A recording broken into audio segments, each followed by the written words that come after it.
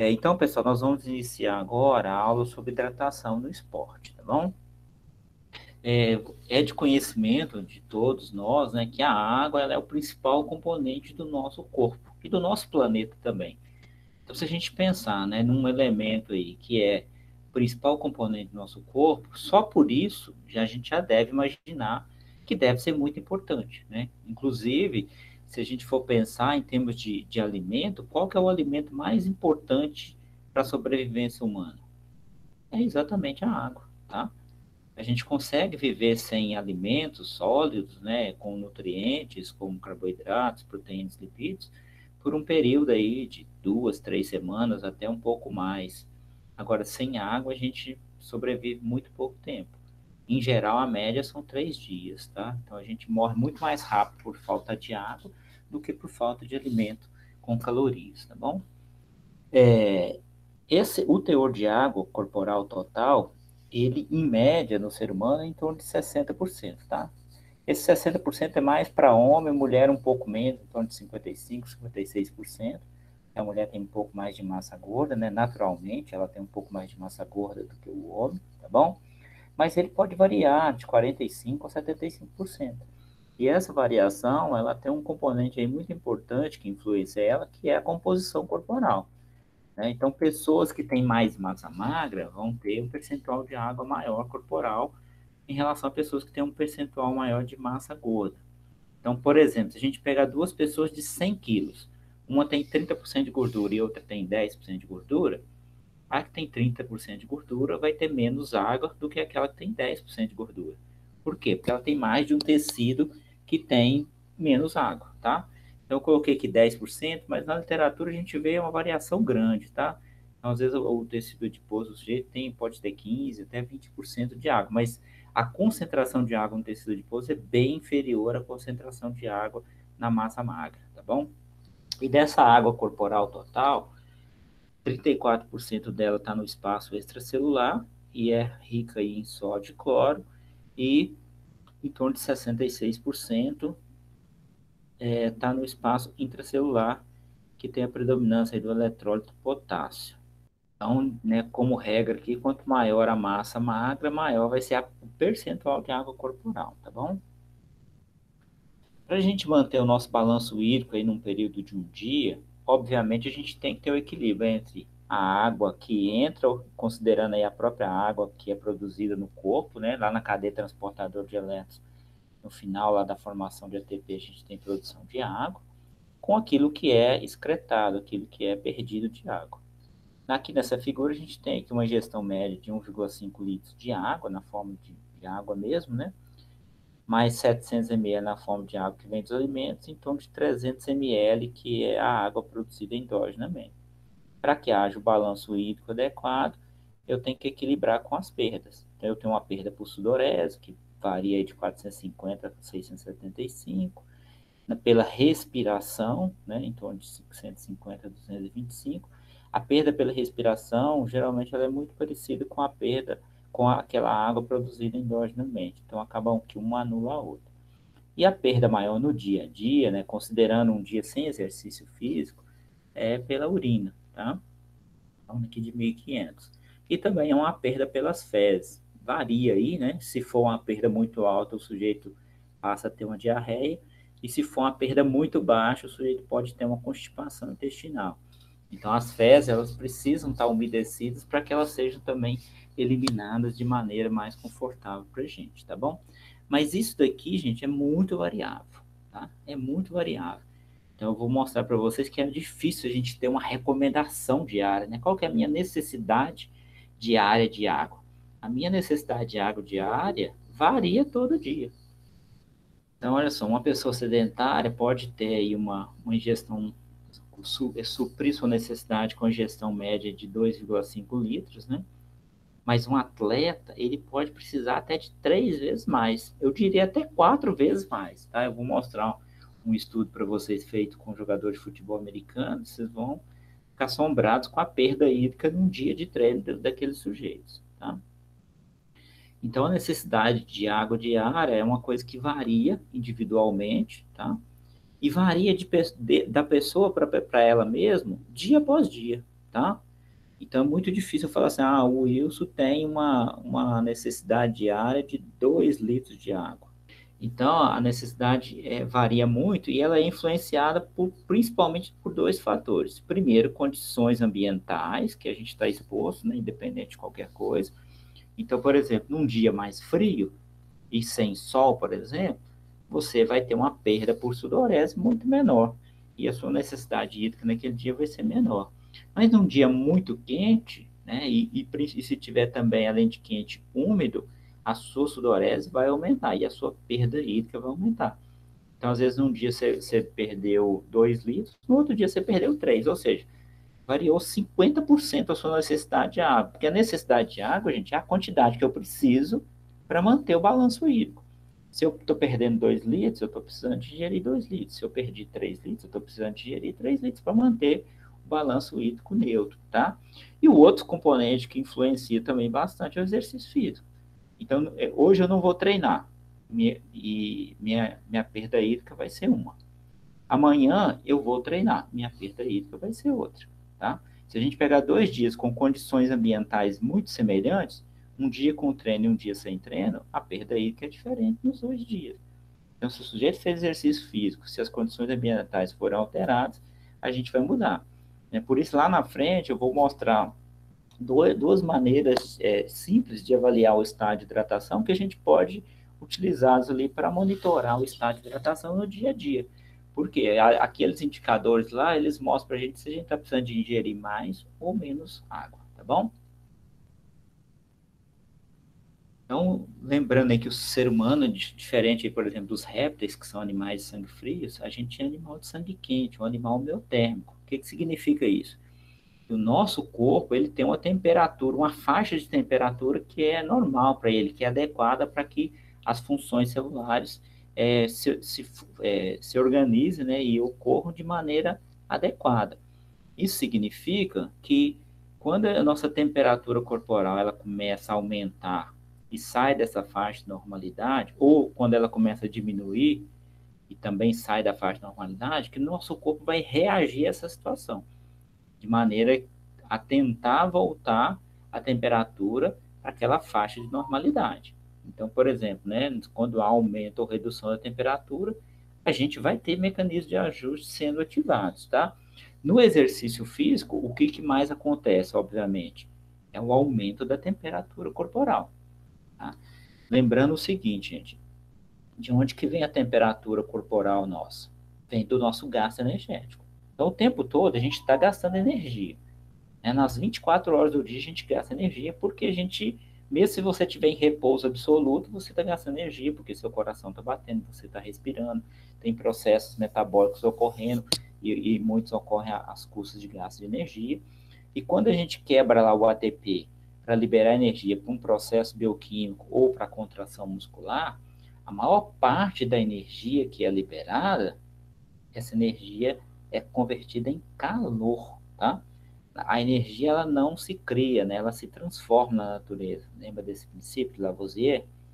Então, assim, toda vez que eu utilizo uma molécula de ATP, hidroliso ela para liberar energia, seja para uma reação bioquímica no meu corpo, seja para contração muscular, em torno aí de 30% dessa energia, tá? Vai ser convertida em reação bioquímica, em trabalho na forma de contração muscular, mas a maior parte, em torno de 70%, vai ser liberada na forma de calor, de energia térmica. E aí, então o tempo todo meu corpo está produzindo calor. E aí esse calor começa a aumentar a temperatura do corpo. E aí eu tenho que estar o tempo todo transferindo calor para o ambiente. Se a gente pensar na nossa situação como ser humano, né, pense na vida de vocês. Vocês acham que a maior parte do tempo, das 24 horas de um dia, vocês estão num ambiente onde a temperatura é maior do que a temperatura do seu corpo, né? Pelo menos maior que 36 graus, ou menor? Se a gente for pensar, na maioria do tempo a gente está em ambientes onde a temperatura é inferior à do nosso corpo. Então, por exemplo, eu estou aqui agora dentro de um quarto, provavelmente aí está uns 22, 23 graus, eu estou sem termômetro aqui agora, então está bem mais baixo do que meu corpo. Então eu estou perdendo calor para o ambiente, tá? E aí eu estou perdendo calor meu corpo tenderia a fazer o quê? A diminuir a temperatura. Só que não pode acontecer, senão entra em hipotermia. Como é que meu corpo compensa isso? Produzindo calor interno. É por isso que, por exemplo, durante a época de inverno, épocas mais frias do ano, o nosso metabolismo basal aumenta um pouco. Às vezes 5%, talvez até 10%, dependendo do local, se for muito frio. Isso é uma reação natural do corpo para manter a temperatura corporal estável. Se está mais frio o ambiente, significa que a perda de calor do meu corpo ambiente vai ocorrer numa velocidade maior. E aí meu corpo tenderia a ficar mais frio. E aí, para não deixar isso acontecer, o que o corpo faz? Aumenta o metabolismo para gastar mais energia, para gerar mais calor, para manter a temperatura corporal. Dependendo da situação, você começa até a fazer o quê? Tremer. Né? A tremor é o quê? É uma contração, né, involuntária ali do músculo, porque se o músculo está contraindo, ele está gastando mais energia, está produzindo mais calor, tá? E o nosso corpo, né, quando a gente faz exercício físico, aí a gente aumenta ali o recrutamento das unidades motores, das fibras musculares, aumenta o processo de contração muscular, aumenta o gasto energético. Qualquer coisa que faz aumentar o gasto energético vai fazer o quê? Aumentar a produção de calor. Então, no exercício, qual que é o problema que a gente tem?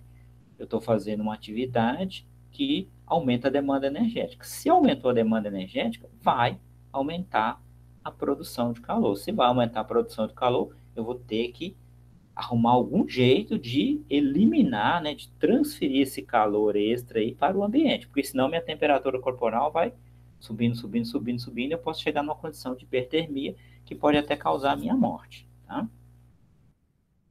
Então, ó, durante o exercício físico, né, o corpo vai aumentar a produção da energia química aí, que é o ATP, porque lembra que a gente pega os macronutrientes, principalmente gorduras e carboidratos, e processa isso através das vias metabólicas para formar a molécula de ATP. Que a glicose diretamente ela não me dá energia, mas eu consigo a partir da glicose sintetizar ATP. E aí o ATP é que é a molécula, né, que de fato vai liberar, vai disponibilizar energia diretamente para os processos celulares, inclusive para a contração muscular.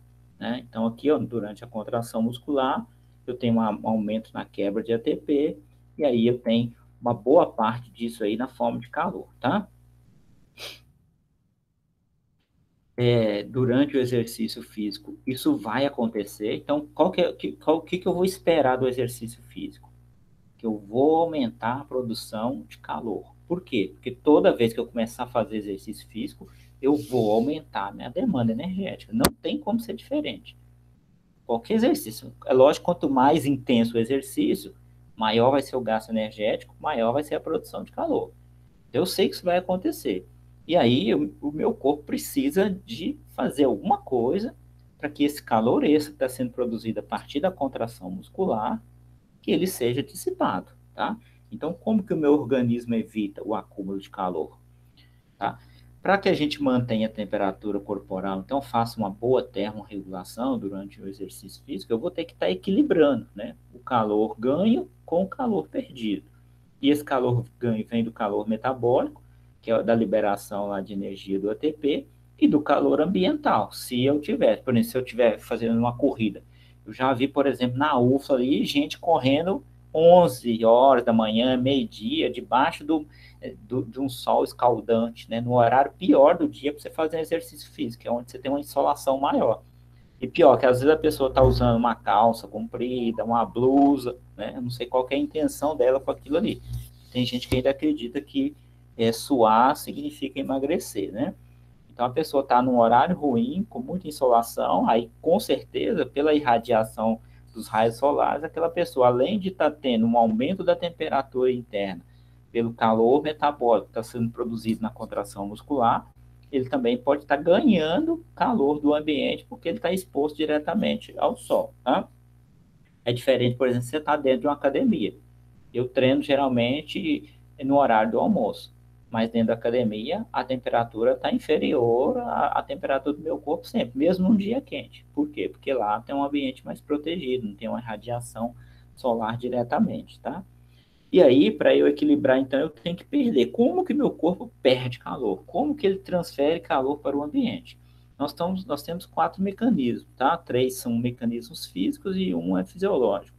Então, a gente perde por radiação, por condução, por convecção, que são os três físicos, e um que é a evaporação, que é um mecanismo fisiológico, e que vai ser o mais importante durante o exercício físico. E que vai ser importante a gente entender esse mecanismo, porque ele é que impacta no processo de determinar uma estratégia para a reposição de líquidos. Que a reposição de líquidos está relacionada diretamente com isso aqui, com a evaporação do suor que vai ocorrer durante o exercício físico. Então, né, a transferência vai ocorrer por aqueles quatro mecanismos. Então, o primeiro que eu vou falar dele aqui é a condução. Então, o que seria a condução? É você fazer a transferência do calor, né, de um material para o outro através do contato molecular direto. Né? Como é que seria isso? Vamos ver esses dois exemplos aqui. Então, por exemplo, o primeiro aqui. Se você colocar suas mãos numa bacia com água fria, tá? Entenda que a água fria que é uma água que está ali dentro da bacia que tem uma temperatura inferior à do seu corpo. Então, vamos supor que a água está a 20 graus. Por contato direto com a pele, o calor vai passar da sua mão para a água, né? Você poderia pensar numa experiência mais simples ainda. Então, por exemplo, você chegou na sala de aula e sentou lá, num dia mais frio. O que você vai perceber? Que aquela cadeira onde você sentou, ela está mais fria que seu corpo. Você sente a diferença de temperatura. Se você tiver de short, por exemplo, que aí a pele vai entrar em contato direto ali com a superfície da cadeira, você vai perceber isso. Mas, daqui um tempinho, você vai perceber que aquela cadeira já não está fria. Você não tem a sensação que ela está fria mais. E se você levantar e alguém vier e sentar logo depois, a pessoa vai perceber que ela está quentinha. Por quê? Porque o seu calor corporal ficou lá. Enquanto você ficou em contato ali, a temperatura da superfície da cadeira com a temperatura do seu corpo foi se equilibrando. A gente fala assim, ó, alguém acabou de sair daqui. Por quê? Porque a cadeira ainda está quentinha, tá? Uma outra situação seria o contrário, aqui pensando em aquisição de calor, se você sentar num banco que está exposto ao sol. Ah, eu vou sentar no banco lá perto do Banco do Brasil, lá, aqueles banquinhos que ficam lá. No horário do almoço, você vai perceber que às vezes ele está quente, está mais quente do que a sua pele. E aí, às vezes até incomoda um pouquinho, mas se você ficar um pouquinho ali, o banco vai transferir calor para sua pele e esse calor vai começar a se equilibrar, tá? Então, esse contato direto. Esse contato direto ocorre também com o ar. Por exemplo, o ar está encostando na nossa pele. E toda vez que o ar encosta na nossa pele, ele absorve calor da pele e leva o calor para o ambiente, tá? Então, essa é a condução. Quando você vai nadar, por exemplo, você perde muito calor. Por quê? Porque se a água estiver fria, você está com o corpo todo imerso ali. Isso aumenta o gasto energético durante aquele exercício. E a convecção? A convecção, ela envolve aí a mobilização do calor, né, de um lugar para o outro, pode, por exemplo, do nosso corpo para o ambiente, através do movimento de um gás ou de um líquido, tá? E quanto maior for o movimento desse gás ou desse líquido, maior vai ser a remoção do calor. Então, é muito fácil de observar isso. Por exemplo, né, olha esse exemplo aqui. Quem já faz academia, já fez, se fizer essa experiência aqui, vai notar facilmente. Então, por exemplo, muitas vezes nas academias, onde fica ali as esteiras e tal, tem ventiladores perto. Mas às vezes tem ventilador que pega ali numa esteira e não pega em outra. Se você fizer uma corrida lá, em frente ao ventilador, com ele ligado, obviamente, você vai perceber que você vai suar menos. Por que você vai suar menos? Porque aquele ventilador ligado ali, ele vai fazer com que haja um movimento maior do gás, né, do ar ao redor do seu corpo, e isso vai melhorar a retirada de calor do seu corpo. Porque ali, ó, o ar ele vai circular a nossa pele, né, e a molécula de ar vai ser aquecida, e depois que ela é aquecida, ela é substituída por outra molécula fria, isso ocorrendo numa velocidade maior. Então, faz com que a gente precise suar menos. Se você for na mesma academia, na mesma esteira e deixar o ventilador desligado, considerando que a temperatura ambiente esteja a mesma, você vai perceber que sem o ventilador você sua mais. Por que você está suando mais? Porque você não está tendo um auxílio melhorado ali da convecção, porque o ventilador está desligado. Né? Uma outra maneira simples seria o seguinte, eu vou correr na UFLA lá hoje. Aí fui correr e suei um tanto lá. Aí voltei para correr amanhã. Vamos imaginar que a temperatura está parecida, só que amanhã está diferente de hoje. O que está diferente? Está ventando mais. Num dia que está ventando mais, você vai perceber que você vai suar menos. Por que você vai suar menos? Porque você está conseguindo eliminar calor corporal de maneira mais eficiente usando um pouco mais a convecção. Se eu estou conseguindo usar melhor a convecção porque o ar está tendo um movimento maior, eu preciso de suar menos, tá? Então, a convecção, ela depende disso, dessa movimentação. A convecção e a condução juntas são responsáveis por 10 a 20% da perda de calor total do corpo, tá? E o terceiro mecanismo, que também é físico, é o da radiação. Esse é menos perceptível, né? Mas ele ocorre durante o repouso, ele é o responsável pela maior parte da perda do nosso calor corporal. Chega a ser responsável por 60%.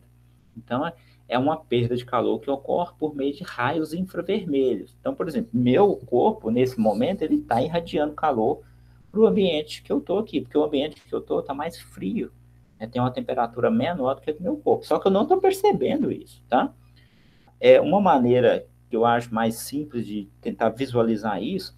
Lembra assim, num dia que está muito quente, que você olha assim uma avenida, assim, principalmente quando tem asfalto, o asfalto absorve muito calor, e você olha assim ao longo da avenida e começa a perceber se o ar parecendo que está vibrando, né? Ou seja, tem ondas de calor sendo irradiadas ali. Eu acho que todo mundo já deve ter visto isso. Então são os raios infravermelhos que estão sendo irradiados, tá? O detalhe aqui é que o corpo ele pode tanto perder quanto ganhar calor via radiação. Então, por exemplo, no momento aqui dessa aula, o meu corpo está perdendo calor por radiação para o ambiente que eu estou. Se eu for lá fora e ficar sob o sol, tá? Aí, como eu vou ter incidência direta dos raios solares, eu vou começar a ganhar calor. Tanto que, por exemplo, você vai, né, por exemplo, 11 horas, vou lá fora e fico lá, 5 minutos lá no sol já vira um calor danado. Mesmo às vezes no inverno, né? Às vezes no inverno tá bem frio, mas você chega no sol, passa 2, 3 minutos, você já quer tirar uma blusa e a pouco você já não quer ficar mais. Por quê? Porque a irradiação do sol, os raios infravermelhos do sol estão incidindo sobre a sua pele. E ali, como eles têm muito calor, você começa a ganhar calor em vez de perder. Aí se você volta para um ambiente interno, né, e onde a temperatura é mais baixa, aí começa a acontecer o contrário, tá? Então, por exemplo, né, se a gente ligar um ar-condicionado num quarto que baixa muito a temperatura do local ali, todo mundo começa a perder calor para aquele ambiente. Se a gente ligar um forno elétrico, né, vai fazer uma aula lá na laboratório dietético, os fornos tudo ligado, aí o ar-condicionado quebrou lá, vai todo mundo começar a suar muito. Por quê? Porque o forno elétrico ele começa a emitir ondas de calor. E aí você tem uma fonte de calor ali maior do que a do seu corpo, e aí você começa a ganhar calor, tá bom? Então, esse processo aqui é o processo que mais transfere calor para o ambiente, considerando essa temperatura entre 21 e 25 graus, né? Durante o repouso, tá?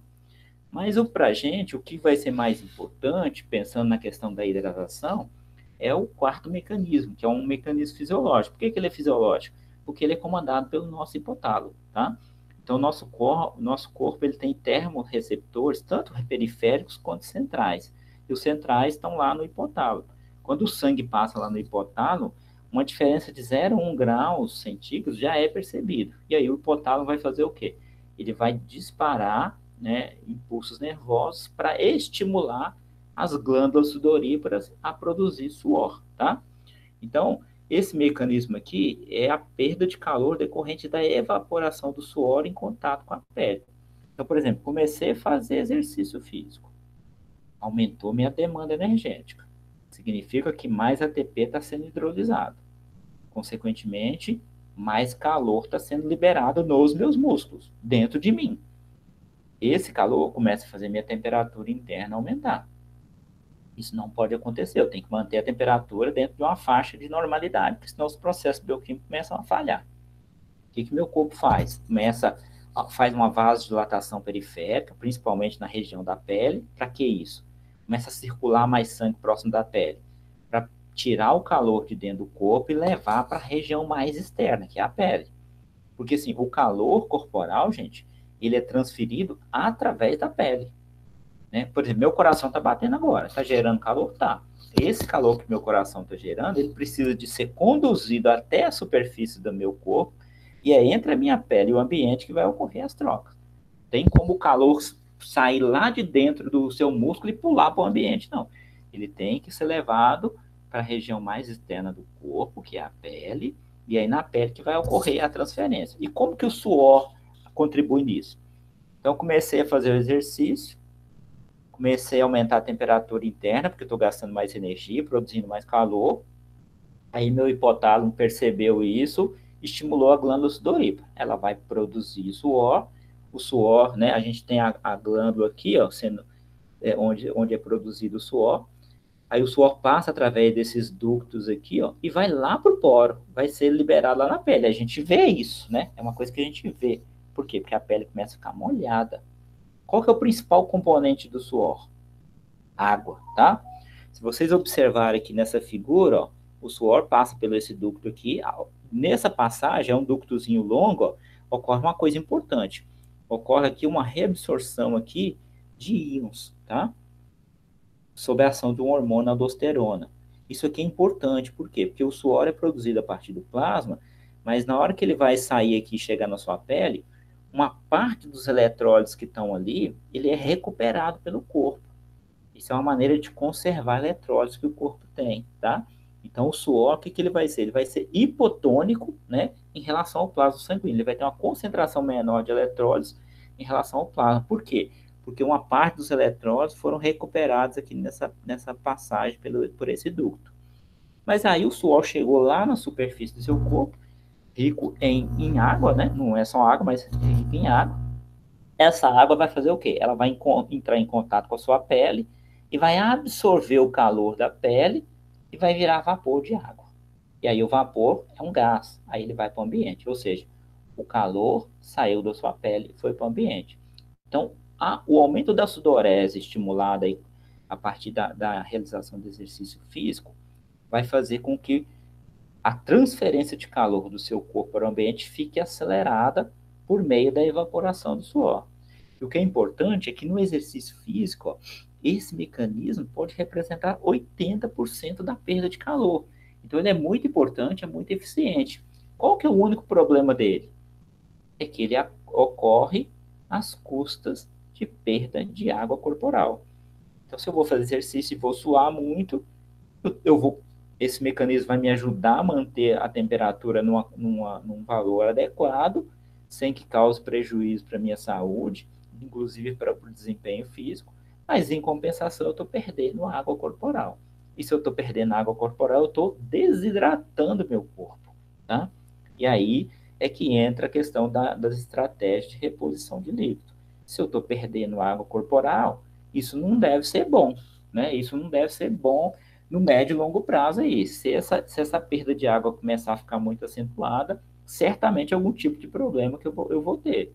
E a gente vai ver mais à frente que isso realmente acontece. Então, eu vou precisar de fazer alguma coisa. O que é essa alguma coisa? Reposição de líquido, tá? Então, a reposição de líquido ela é importante para manter o volume de sangue, manter a capacidade do corpo de gerar suor e manter a termorregulação. Se o sujeito não faz reposição, a desidratação dele vai ficando acentuada, acentuada, acentuada. Dependendo do nível, pode causar até a morte do sujeito, tá? Então, a gente percebam isso, que esse mecanismo da evaporação do suor é muito relevante no exercício físico, né? E ele vai contribuir muito para manter a temperatura em valores adequados, mas ele ocorre às custas de perda de água corporal.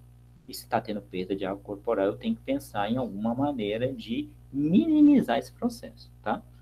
É até esperado, na maioria dos esportes, que as pessoas terminem o treino ou a competição delas com algum grau de desidratação ou de hipoidratação, que seria o termo até mais correto. Mas não pode ser muito acentuado.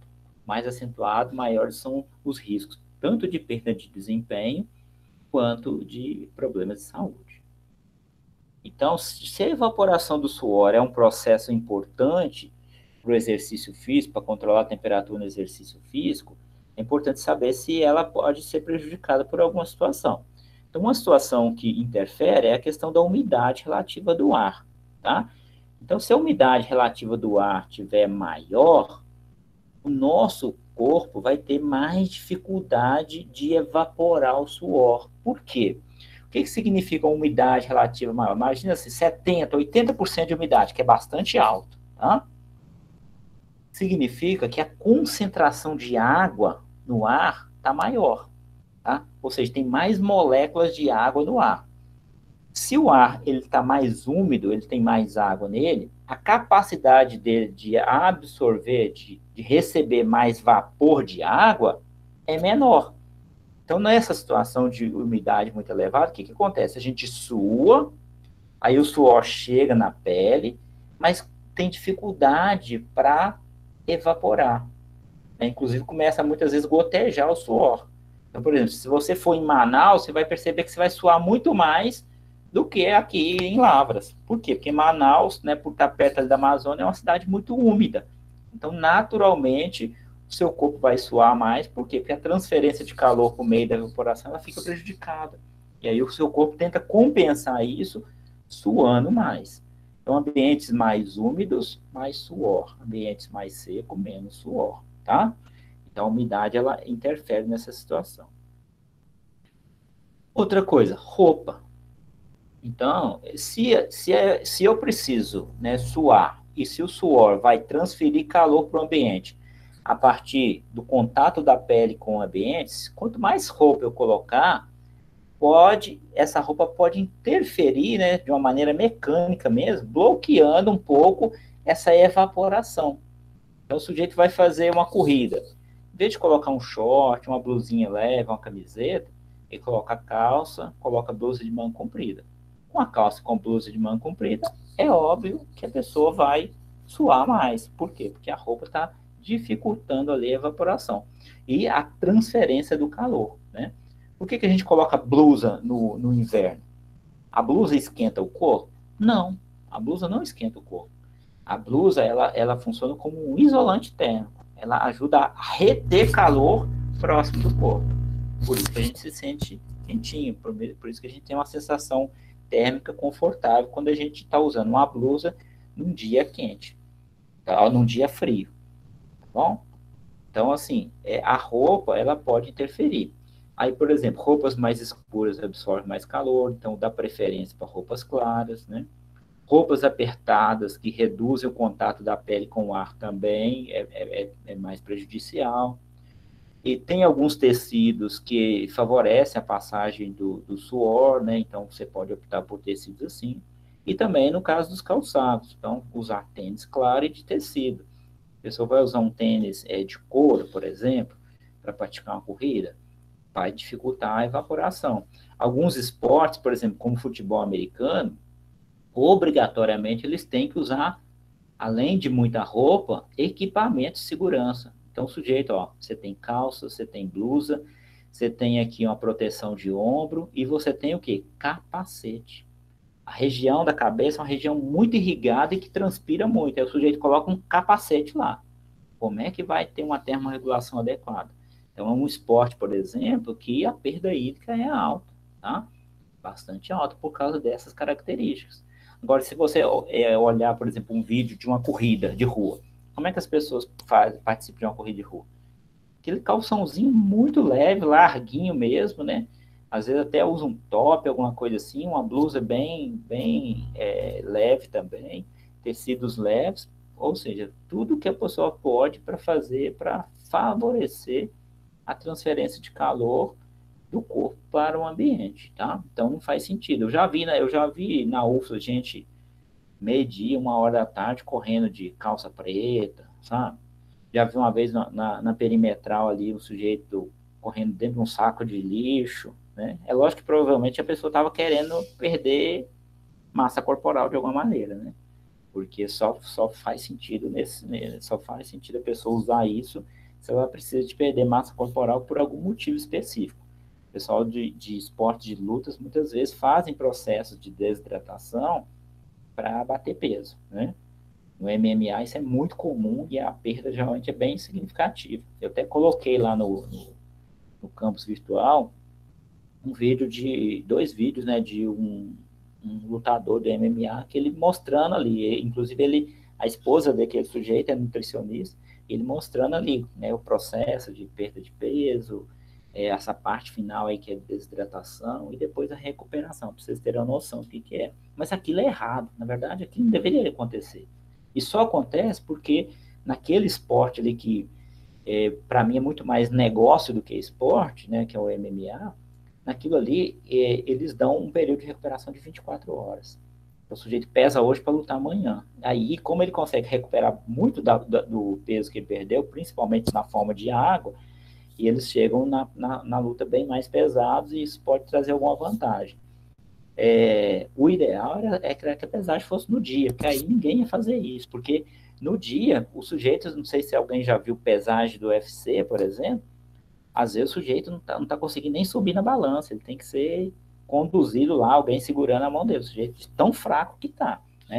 Lógico que os atletas, né, de ponta, eles fazem tudo isso com acompanhamento médico e tudo mais, porque você pode ter um estresse cardíaco bem violento, tá? Já teve casos de morte, né? Aqui a gente tem um gráfico que mostra para a gente aqui como que ocorre, né, a sudorese aqui em litro por hora, de acordo com o clima, né, quente, úmido e frio e seco, e a intensidade do exercício, medida aqui por velocidade por minuto. Então, naturalmente, quanto maior a intensidade, independente de estar frio, independente de estar quente e úmido, a sudorese vai sempre aumentar com a intensidade. Por que a sudorese aumenta com a intensidade? É uma coisa óbvia, né? Por quê? Se o exercício está sendo mais intenso, o gasto energético está sendo maior. Se o gasto energético está sendo maior, a produção de calor está sendo maior. Se a produção de calor está sendo maior, eu vou ter que suar mais para dissipar esse calor, tá? E há, obviamente, uma diferença importante de acordo com o clima. Então, aqui, o sujeito está aqui no clima frio e seco, a sudorese vai ser menos intensa. Por que vai ser menos intensa? Porque o próprio clima, a diferença de temperatura entre o corpo e a falta da umidade aqui, favorece a transferência de calor. Então, eu preciso gastar menos água corporal, tá? Agora, quando está quente e úmido, né? Quanto maior a temperatura do ambiente, maior a dificuldade de eu transferir calor para o ambiente. Né? Porque o calor, ele se movimenta do local mais quente para o local mais frio. Quanto maior for essa diferença, mais rápida é a transferência. Se eu estou num ambiente que a temperatura é muito parecida com a temperatura do meu corpo, eu vou ter mais dificuldade de transferir calor para esse ambiente. E aí acabo suando mais para tentar compensar isso, tá? Então, essa relação aqui, ela vai sempre ser dessa maneira aqui, ó. Aumentou a intensidade, aumenta a sudorese. Aumentou a temperatura e aumenta a umidade, aumenta a sudorese. Baixou a temperatura, baixou a umidade, baixa a sudorese. Né? Isso aqui é importante também, por quê? Porque o sujeito vai fazer uma competição. Quanto que ele deve ingerir? Depende do clima, depende das condições climáticas. Né? Então, o sujeito tem que fazer uma previsão de condições climáticas do local para ter uma estimativa aí de perda, porque vai variar mesmo. Se a previsão errar, aí complica mais ainda. Né? Estava esperando 20 graus lá e 30% de umidade. Mas no dia está 25% e 60% de umidade. Muda muito. Tá? Ó, esse estudo aqui feito com, né, o que os autores fizeram? Eles avaliaram a perda hídrica durante um dia de treino e comparando atletas de futebol americano. Futebol americano não é um esporte tão popular no Brasil, mas nos Estados Unidos é muito popular, né? Lembra daquela figura que eu mostrei lá atrás?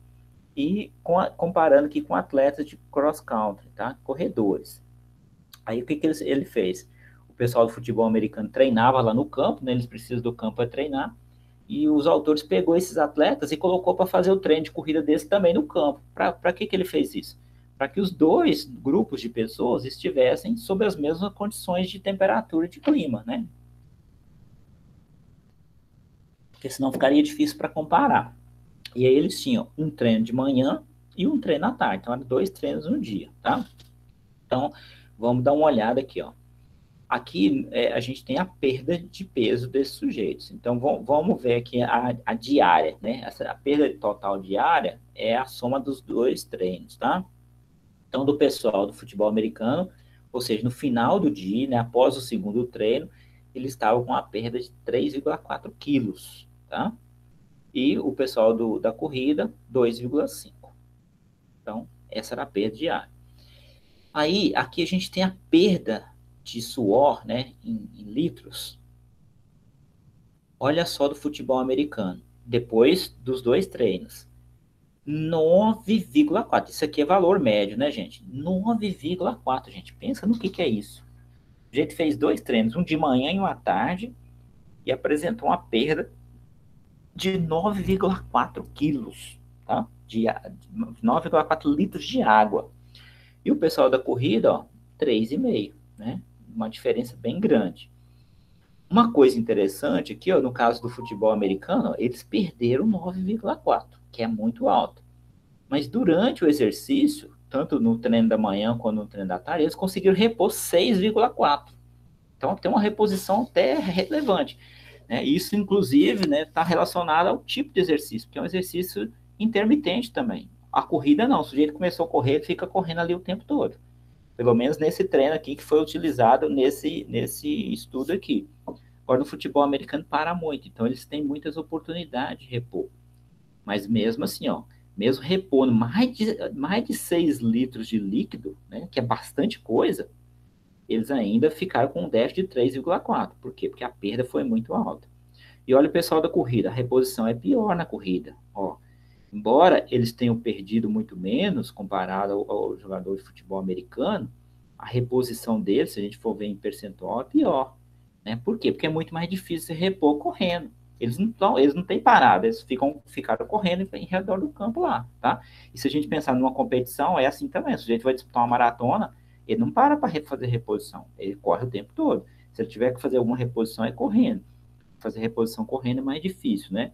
E muitas vezes o sujeito não tem tolerância também para ingerir muito líquido. Por quê? Porque o líquido chega no estômago e pela própria corrida o estômago fica sacudindo ali, balançando um pouco. E se o estômago dele estiver muito cheio, ele começa a sentir dor abdominal e às vezes interfere na corrida dele, tá?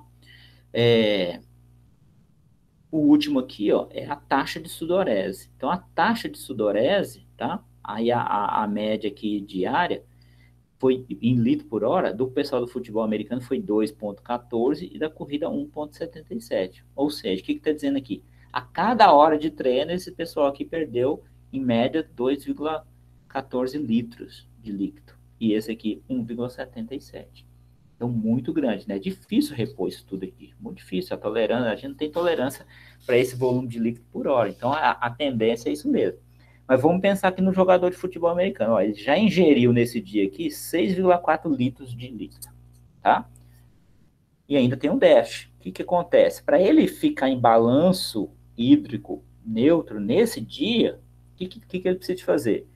Ingerir mais 3,4, mais aquilo que seria a perda diária. Então, a gente pode imaginar aqui ó, uma necessidade diária de líquido para esse sujeito aqui nesse dia, na casa aí de uns 11 litros de líquido. É muita coisa, né? E aqui no caso do pessoal da corrida, que a gente pode imaginar né, algo também próximo aí de uns 6 litros no dia, tá? Então, aquilo que eu falei, o exercício físico vai interferir muito na necessidade hídrica. Se amanhã esse cara vai lá e faz um treino só, de manhã, ou às vezes é um treino que tem menos esforço físico, é um treino muito mais técnico, tático, onde a movimentação é menor, ou um treino regenerativo, aí isso cai lá para baixo.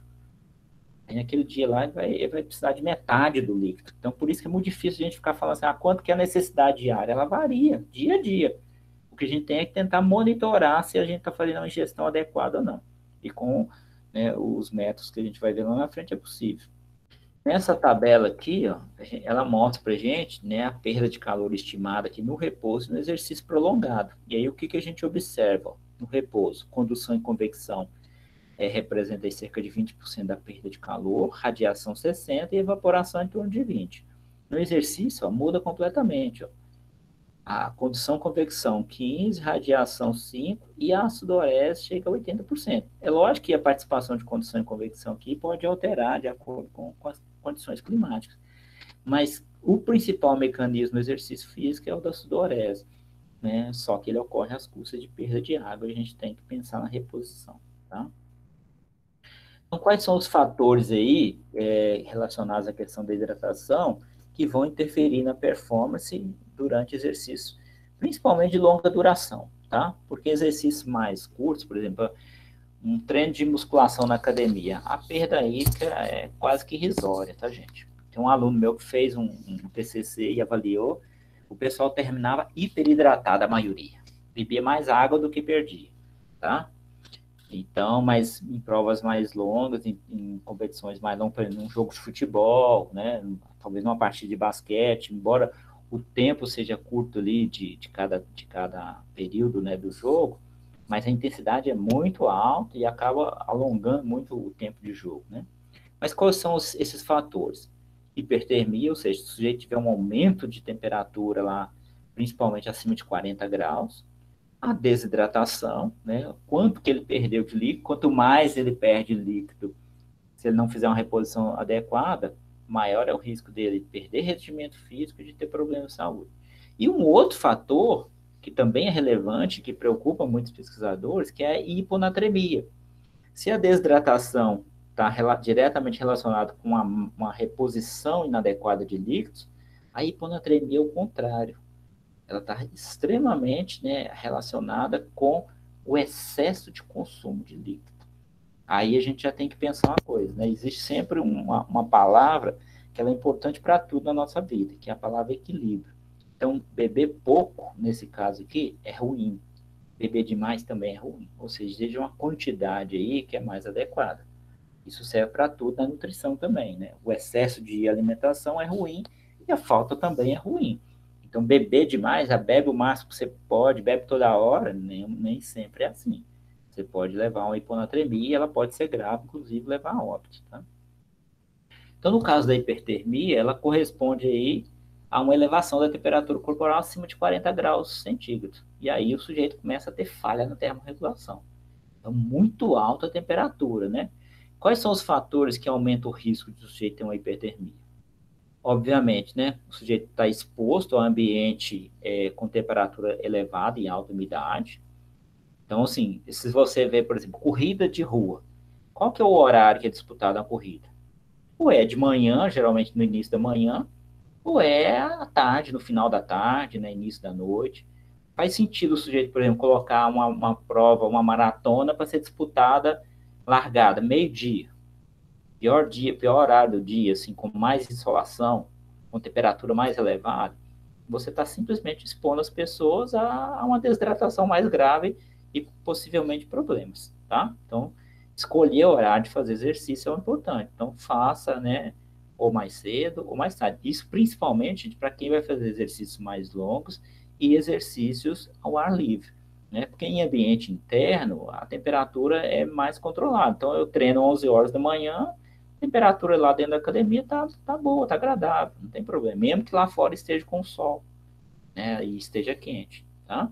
Mas buscar sempre horário. Eu vou fazer uma corrida na UFLA. Para que eu vou correr 11 horas, meio-dia? Ou eu vou correr mais cedo, 7, 8 horas, ou eu vou correr lá 5, 6 horas da tarde, tá? Que são horários onde eu vou expor menos o meu corpo a uma temperatura elevada. Fatores que dificultam a perda de calor, né, como a própria umidade e o vestimento, então tomar cuidado com a questão de vestimento. A prática excessiva de exercício, então o sujeito começa a fazer e quer fazer. Tudo tem limite, né? O exercício em excesso, ele pode levar a um overtraining, por exemplo, e ele pode levar a uma desidratação excessiva. Então, se o sujeito entrou na academia 2 horas da tarde, vai sair 7 horas da noite, ele está correndo mais risco se ele ficar fazendo muito exercício. Quanto mais exercício, mais gasto energético, mais produção de calor, mais sudorese, né? O pessoal hoje está pedalando muito, né? E sai para pedalar, e muitas vezes tem gente pedalando em horário muito quente. Então, há um tempo atrás estava fazendo muito calor. Aí o sujeito saía para pedalar 1 hora da tarde, ou 9, 10 horas da manhã, ficar 2, 3 horas sob o sol. Muitas vezes, né, usam a roupa ali para proteger dos raios solares, principalmente para evitar câncer de pele, mas também tem problemas na sudorese, tá? Então, tomar cuidado com isso. E, obviamente, a desidratação. Então, assim, quanto mais desidratado o sujeito está, menor é a capacidade dele de produzir suor e de fazer a termorregulação. Então, comecei a fazer exercício. Não estou fazendo reposição nenhuma. Estou fazendo exercício, vou fazer 3 horas de exercício e não fiz reposição nenhuma.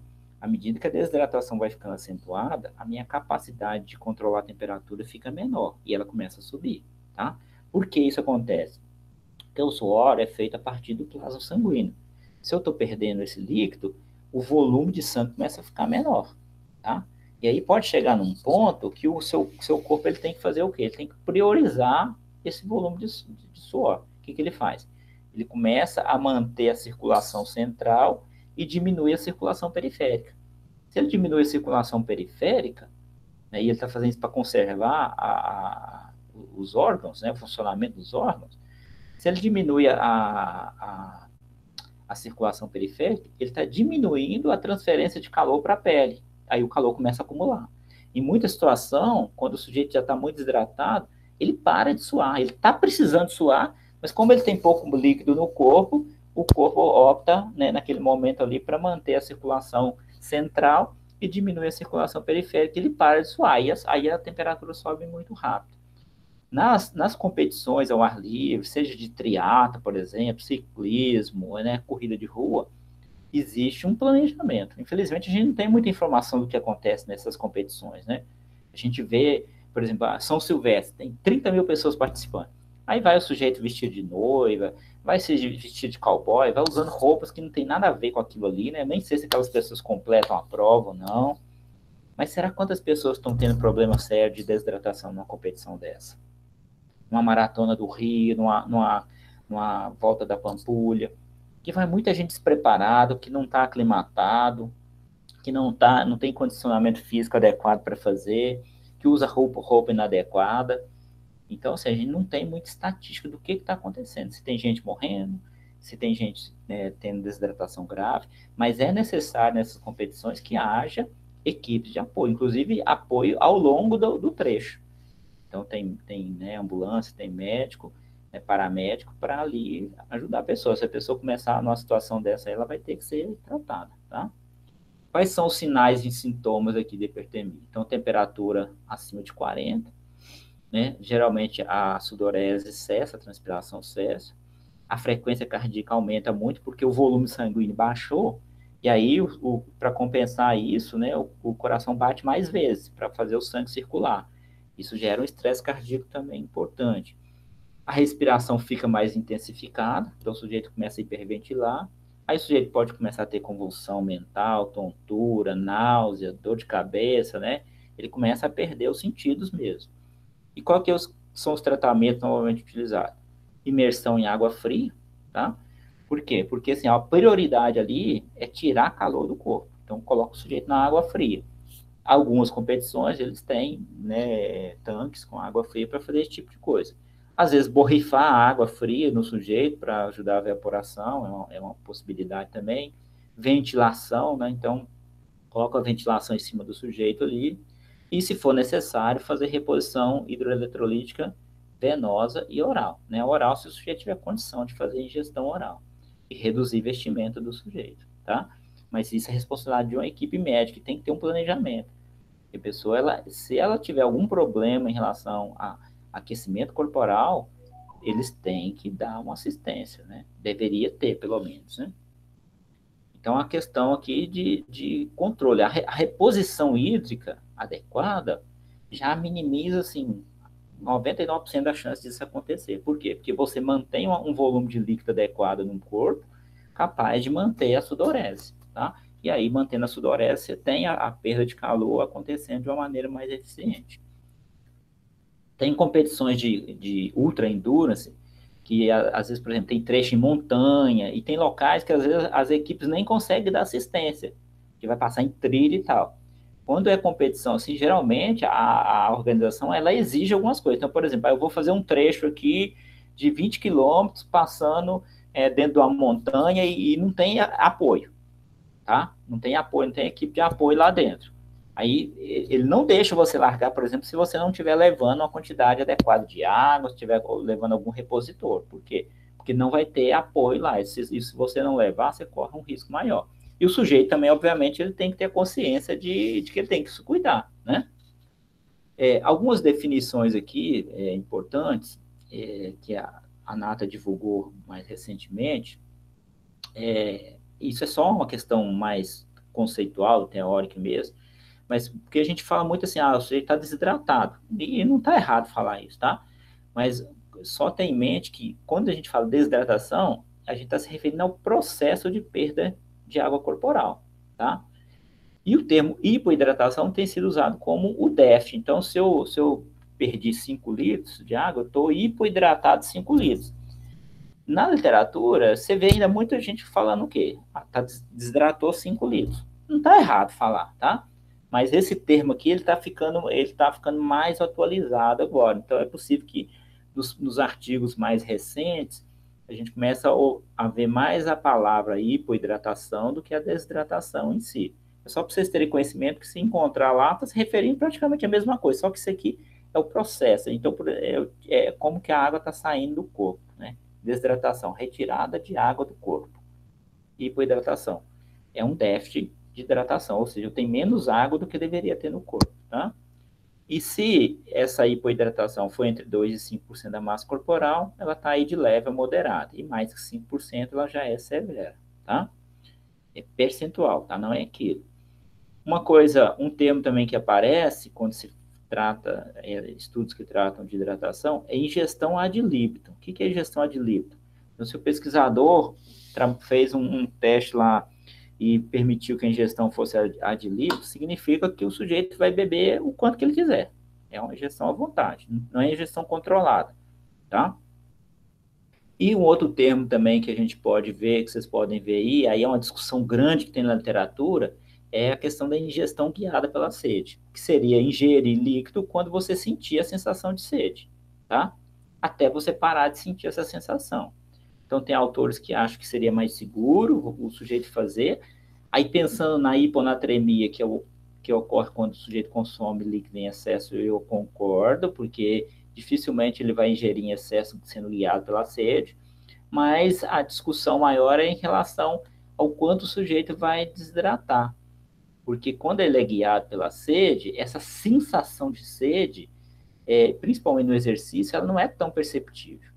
Então, primeiro, né, normalmente a sensação de sede ela é disparada quando você já tem 1 a 2% de perda de massa corporal, de perda de líquido corporal. Então, ela já é um mecanismo um pouco retardado já.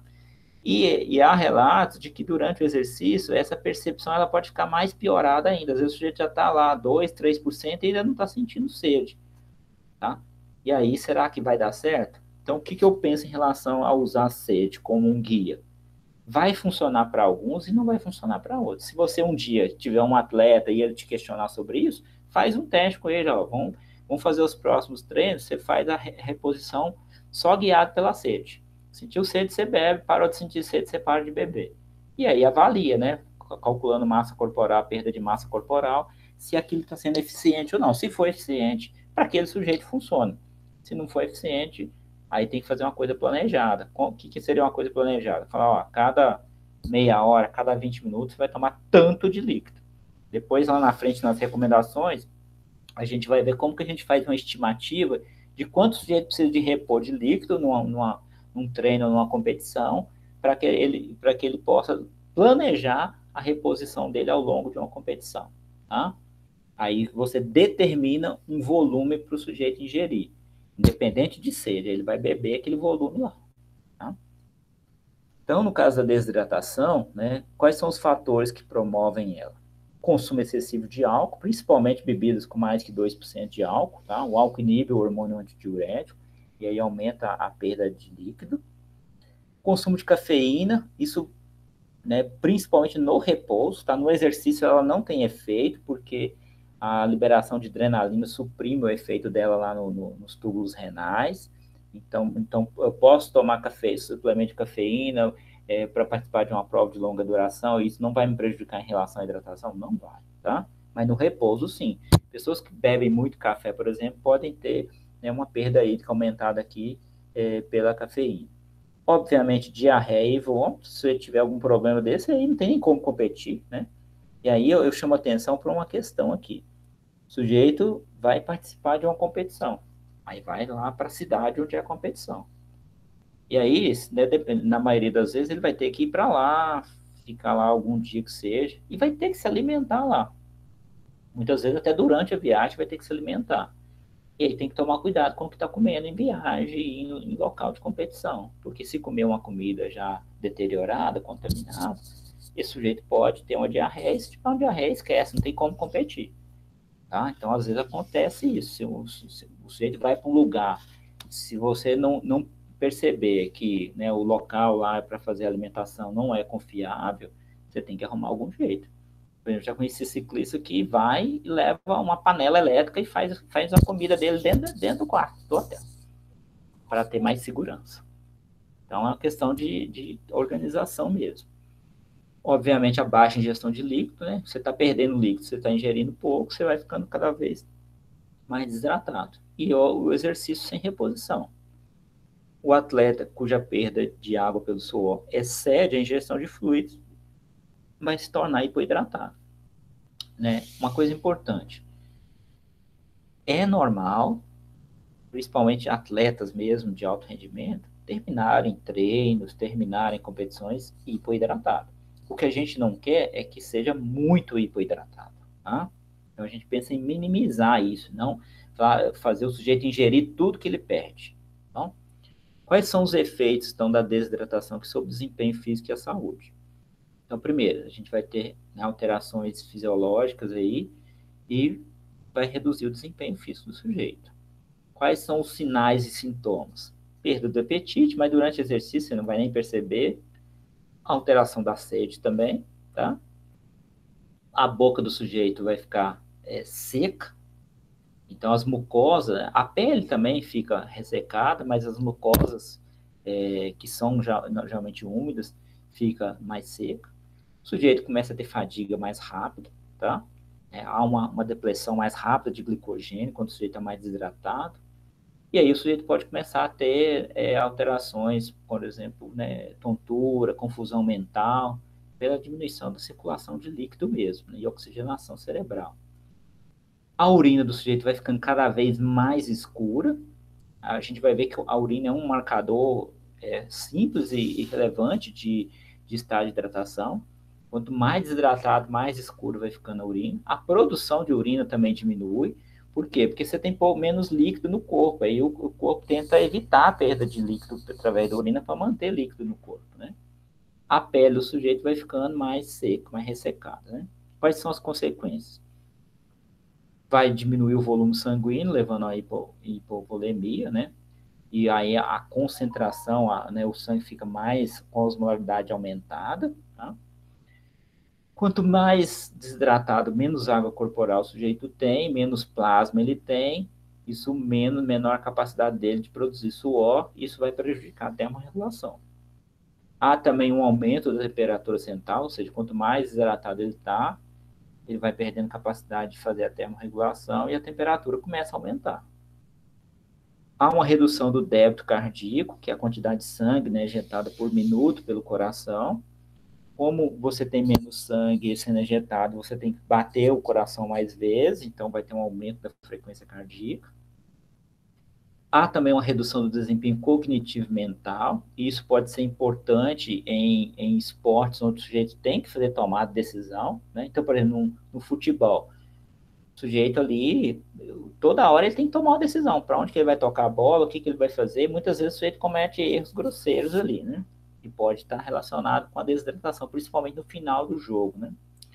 E aumenta a percepção de esforço, ou seja, você começa a sentir mais cansado. Aquele esforço ali que seria um esforço, né, adequado ali que você conseguiria fazer de uma maneira mais confortável, parece que o exercício está mais pesado, está mais difícil de fazer. Que é uma maneira que seu cérebro tem de começar a pedir para você parar. Por quê? Porque ele está vendo que a situação está começando a ficar complicada. Se você começa a sentir que o exercício está difícil, qual que é a tendência natural? Reduzir o ritmo ou parar de fazer exercício. E é isso que o nosso cérebro quer. Ele quer que você pare, que você diminua. Por quê? Porque ele está começando a ver que você está chegando a um nível de desidratação grave e perigoso. Então ele quer que você pare. Porque parando, diminui a produção de calor, diminui o gasto energético, diminui a produção de calor, e aí você tem a oportunidade de manter a sobrevivência. Quais são os efeitos da desidratação diretamente sobre o desempenho físico? Então, reduz a motivação para continuar, por causa desse aumento da percepção de esforço. reduz o desempenho aeróbio, tá? Isso tende a ocorrer em graus menores comparado ao exercício de força. Então, os exercícios de endurance, a percepção de perda de rendimento, ela ocorre com níveis de desidratação menor do que, por exemplo, num treino de força com a musculação. Há um aumento do risco de cãibra. A cãibra ela está relacionada a alguns fatores, tá?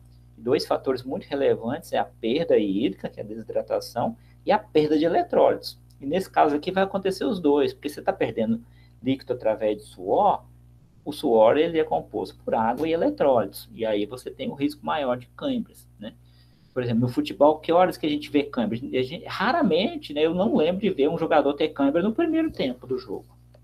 Mas depois de 30 minutos do segundo tempo, a ocorrência é muito maior. Por quê? Porque já avançou bastante o tempo, com certeza que o sujeito já está bem mais desidratado. E aí é um momento que ele começa a ter um risco maior, tá? E há também um risco de rabdomiólise, mas isso é uma coisa mais difícil de acontecer, tá? Geralmente está relacionada a exercícios muito extenuantes e realizado em temperatura alta. A rabdomiólise é quando você começa a ter rupturas, né, lesões nas células musculares, de modo que o conteúdo interno começa a extravasar. Inclusive, né, dois marcadores que tem da rabdomiólise é um aumento muito grande da creatina quinase. A creatina quinase uma enzima, né, que está em alta concentração dentro da célula muscular. Então, se o músculo começa a ter rupturas, ela sai para a corrente sanguínea e sua concentração aumenta muito. E, além disso, a gente tem uma alteração da coloração da urina. A urina começa a ficar avermelhada, indicando que está a presença de mioglobina, que saiu lá do músculo também pelas rupturas. Isso aqui é muito observado nas forças armadas, que às vezes os soldados eles têm que fazer aqueles exercícios de guerra, né? Então solta o sujeito lá na floresta lá, com uma ração mínima lá, e ele tem 3, 4 dias para chegar num ponto. E às vezes ele passa 3, 4 dias andando, caminhando, fazendo esforço, carregando equipamento, 20, 30 quilos de equipamento, sem comer quase nada, sem beber quase nada, e aí costuma ter esse tipo de situação, tá? E, obviamente, que o sujeito pode chegar a óbito mesmo, tá? E aí, principalmente com a desidratação mais grave mesmo, né? Acima de 11%, tá? Então, o que a gente precisa fazer é o quê? É hidratar sempre. Não, né? Tendo já aquele conceito de que não precisa ser demais. E não deve ser demais, mas deve se hidratar, tá? Eu vou para academia fazer um treininho de musculação de 50 minutos. Eu deveria tomar líquido lá? Sim, mas não precisa ser demais. Qualquer treino, tome líquido. Uma coisa importante, né? Vocês já viram lá na questão das adaptações fisiológicas e metabólicas. No caso aqui também, a gente tem adaptações que melhoram as condições de realizar o exercício. Então, o treinamento físico, ele torna a termorregulação mais eficiente comparando o exercício feito na mesma carga de trabalho. Então, por exemplo, a gente tem uma diminuição do limiar de sudorese, o sujeito começa a suar um pouquinho mais cedo, isso faz com que ele controle a temperatura melhor. Há um aumento da capacidade de sudorese, há uma hipertrofia das glândulas sudoríparas, tá? Então, ele tem uma capacidade de gerar mais. Há também um aumento do volume plasmático, então ele tem mais água no corpo, mais plasma, então ele tem uma capacidade de gerar suor maior. E também há uma melhora na reabsorção de eletrólitos. Então, isso influenciado pela ação da aldosterona. Então, o sujeito treinado, ele consegue perder menos eletrólitos comparado ao não treinado. Isso também ajuda a manter, né, as condições corporais. Aqui a gente tem uma tabela que mostra, né, o teor de sódio, cloro e de potássio em pessoas treinadas e não treinadas. E a gente observa claramente, né? O principal eletrólito, gente, é o sódio, tá? Vou falar mais à frente lá. Tanto que só existe recomendação de reposição de sódio, de cloro e de potássio nem existe, tá? Mas aqui, homens não treinados, sódio 60, ou 90, né? Milimol por litro. Homens treinados, 35. Então, observa aqui, mulher não treinada, 105, mulher treinada, 62. Então, está mostrando que o treinamento por si só já melhora essa termorregulação, inclusive melhora a reabsorção de eletrólitos, fazendo com que o seu corpo perca menos eletrólitos, conserve mais esses eletrólitos. Um detalhe aqui que é o importante, tá? Que existe uma variabilidade individual muito grande. Então, na literatura, eu já encontrei valores de 10 a 100 milimol, isso em pessoas treinadas, de sódio no suor. Ou seja, tem gente que tem o suor mais salgado, tem gente que tem o suor menos salgado. Então, tem gente que, às vezes, depois de um exercício que suou bastante, na hora que seca a pele, você sente até um pozinho branco mesmo, de tanto sódio que perde. Então, esse tipo de pessoa vai precisar de fazer uma reposição de sódio, talvez exercícios mais curtos. Mas tem pessoas que perdem muito pouco sódio. A Gatorade, ela tem um teste que ela usa um adesivo, ela coloca na pele do sujeito, esse adesivo, né, vai captar o suor ali da pessoa e depois eles conseguem dosar a concentração de eletrólito no suor. Então, atletas de alto rendimento geralmente fazem esses testes para saber se a perda está elevada ou não, né? E até para analisar melhor a reposição. Mas no dia a dia, a maioria das pessoas não fazem isso, tá? Uma coisa importante também, que ajuda muito nesse controle, na termorregulação em geral, mas também na reabsorção de eletrólitos, na redução da perda de eletrólitos, é o que a gente chama de aclimatização. Né? Então, essa aclimatização ela pode reduzir a perda de eletrólitos em até 50%. Então, o que seria a aclimatização? É você ir para o local, imagina, eu vou participar de uma maratona, vou participar da maratona do Rio de Janeiro.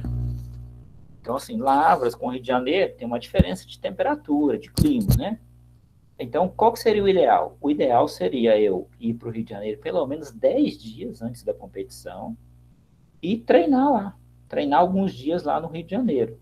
Porque aí eu vou estar sobre o ambiente, sobre o clima que é daquele local, né?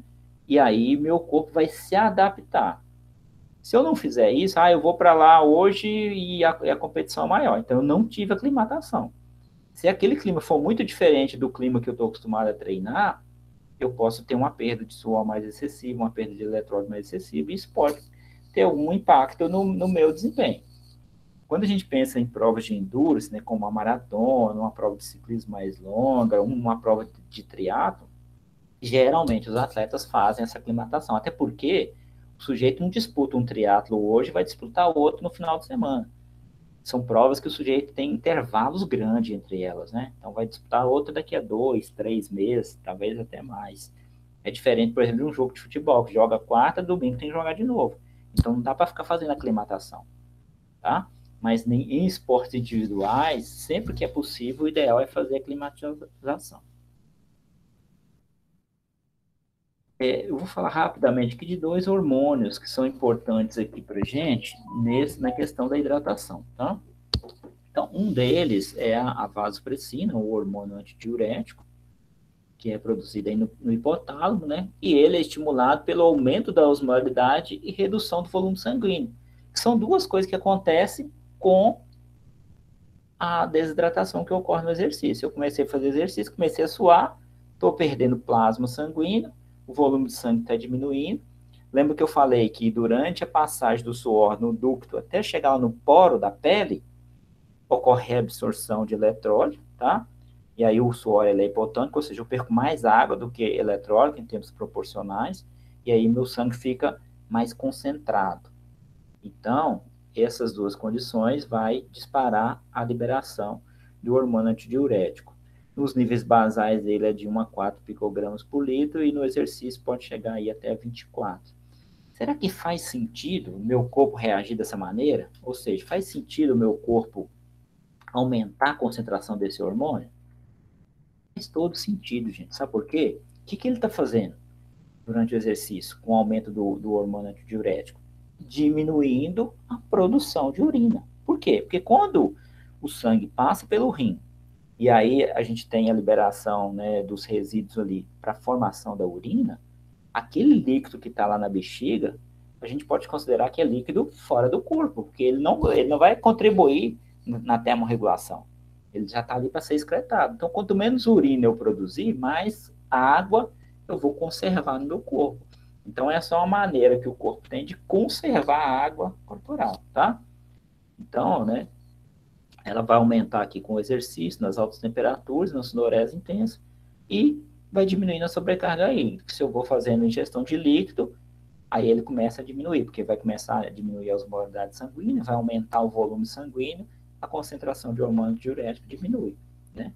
Até porque, dependendo de se eu começar a continuar tomando muito líquido, eu preciso começar a produzir muita urina. Então, ele vai aumentar a reabsorção renal de água para conservar a água no corpo durante o exercício. E é uma coisa importante, porque eu já estou perdendo muita água pelo suor. Então, para que eu vou ficar perdendo muita água por outras vias, né? E o outro hormônio é a aldosterona, né? Que é produzido lá na zona glomerulosa do córtex, das glândulas adrenais, e também vai aumentar no exercício físico. Vocês lembram desse hormônio, né? Já estudaram ele. Então, no exercício físico, eu vou ter a desidratação, isso vai levar a uma hemoconcentração e uma hipovolemia.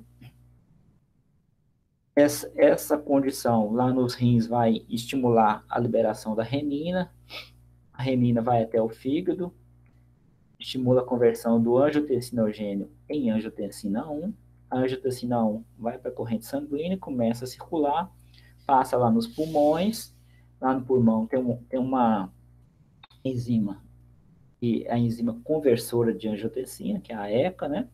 Aí vai converter ela em angiotensina 2, que continua na circulação, e vai lá nas adrenais, induzir a liberação de aldosterona. E aí a aldosterona, ela vai aumentar a reabsorção de sódio e água nos rins, para conservar a eletrólise, conservar a água, e a reabsorção de eletrólitos lá nas glândulas sudoríparas, para estimular aí a conservação de eletrólitos. Então, esses dois hormônios, eles têm esse aumento, e faz todo sentido que o corpo reage dessa maneira, que é uma maneira de controlar, né, ou seja, de reduzir a perda de eletrólitos e de reduzir a perda de água por outras vias, tá?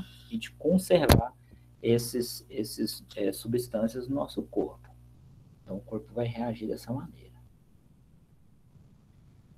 E a terceira condição que pode prejudicar o desempenho físico, né, e que é preocupação de muitos autores, é a hiponatremia, ou hiponatremia induzida pelo exercício. A hiponatremia é caracterizada como uma redução da concentração de sódio abaixo de 120 milimol por litro. E ela é causada pela perda de sódio, sem reposição adequada, ou pela ingestão excessiva de água, né? O que a gente chama de hiperidratação ou superidratação. Isso inclui até bebidas como sport drinks que têm sódio, tá bom? Então, uma ideia que já tem que ficar na cabeça de vocês. A reposição de líquidos durante o exercício físico, ela é extremamente importante, pensando em desempenho físico e pensando em saúde. Mas ela não deve ser excessiva, tá? Não deve ser excessiva. Ingestão de líquido excessiva aumenta o risco de hiponatremia. Oi. Oi. Aline aqui. Mas o que seria uma reposição excessiva? Acima das perdas, tá? Então, por exemplo, nós vamos chegar mais à frente, eu vou falar de ingestão de líquido durante o exercício físico. E aí nós vamos ver assim, como que eu determino qual que é a perda durante o exercício físico. Tem uma coisa chamada taxa de sudorese, nós vamos aprender a calcular. Seria o quê? Uma reposição acima da taxa de sudorese, tá bom? Tá, jóia. Nós vamos ver as recomendações pré-exercício, durante exercício e pós-exercício mais à frente. Eu acredito que não seja hoje, talvez na aula de amanhã, que é a parte mais final dessa aula. E aí eu vou mostrar como que calcula a taxa de sudorese, e aí você vai pegar como referência para excessivo é isso, acima da taxa de sudorese, tá bom? Então, quais são os sintomas associados aqui à hiponatremia? Então, dor de cabeça, vômitos, tem sintomas que são inespecíficos, inclusive dor de cabeça e vômito pode acontecer até na desidratação. Agora, inchaço nas mãos e nos pés, tá? Porque como você tem uma redução da concentração de sódio, tá? Você pode ter, por osmose, né, transferência de líquido para espaços extracelulares. E aí você pode ter esse inchaço, né, tanto nos pés, nas mãos, mas também pode ter, por exemplo, edema cerebral, tá?